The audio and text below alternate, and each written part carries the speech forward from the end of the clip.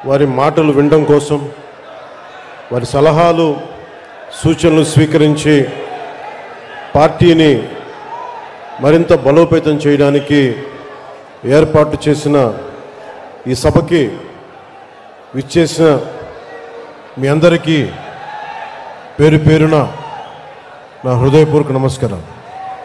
అలాగే ఈ సమావేశాన్ని గత 10 రోజులుగా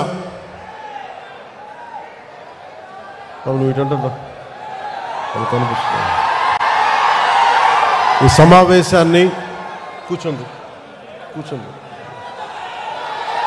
ఈ సమావేశం కోసం దాదాపు 12 కమిటీలు వేశాం. మన ఎమ్మెల్యేలు, అలాగే మన ఈ ప్రత్యేకించి ఈ నియోజకవర్గం ఎమ్మెల్యే వంశీ గారు, మన విశాఖపట్నం నాయకులు నాదెండ్ల మనోహర్ గారి ఆధ్వర్యంలో మన ఉత్తరాంధ్ర నాయకులు అందరూ, రాష్ట్ర నాయకులు అందరూ కలిసికట్టుగా పనిచేసి జనసేన క్రియాశీలకగా పనిచేసే జన సైనికులు, వీర మహిళలు అందరూ ఈ సమావేశం కోసం కష్టపడ్డారు. మీ అందరికీ నా ప్రత్యేకమైన ధన్యవాదాలు, కృతజ్ఞతలు. అలాగే గత 3 రోజులుగా విశాఖపట్నంలో పోలీస్ సిబ్బంది అందిస్తున్న సహకారానికి మనస్ఫూర్తిగా నా ధన్యవాదాలు తెలుపుకుంటా ఉన్నాను.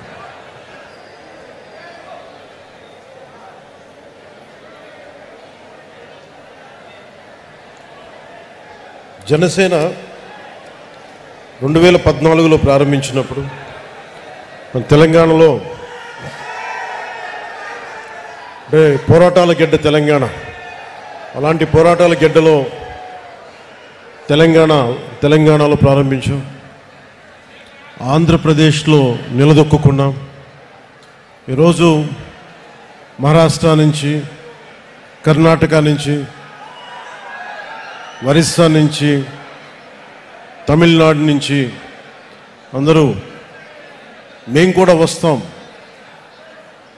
మన పార్టీ ఉనికి అక్కడ లేకపోయినప్పటికీ మేము కూడా దీంట్లో భాగస్వామి అవుతాం అని వచ్చేసిన కర్ణాటక, తమిళనాడు, మహారాష్ట్ర, ఒరిస్సా నుంచి వచ్చిన జన సైనికులకి, వీర మహిళలకి నా హృదయపూర్వక నమస్కారం.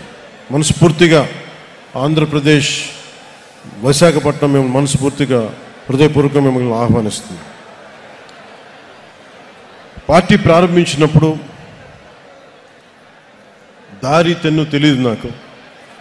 కేవలం నమ్మకం, సగటు మనిషి, మిడిల్ క్లాస్ వ్యక్తి ఒకప్పుడు రాజకీయాలను శాసించేవాడు.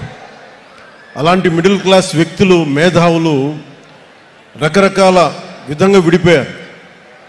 సమస్య వచ్చినప్పుడు ప్రతి ఒక్కళ్ళు వాళ్ళదైన పర్స్పెక్టివ్ తోటి, వాళ్ళదైన దృక్పథంతో ఉండే పరిస్థితుల్లో నాకు అనిపించింది సగటు మనిషి మాట్లాడే కోపం ఎలా ఉంటుంది, ఆవేదన ఎలా ఉంటుంది, వీటి నుంచి పుట్టింది జనసేన.